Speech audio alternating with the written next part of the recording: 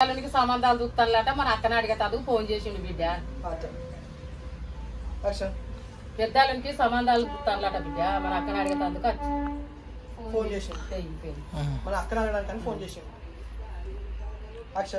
పెద్దలకి సంబంధాలు చూస్తానట అందుకే మన అక్కని అడిగినందుకు ఫోన్ చేసిండు.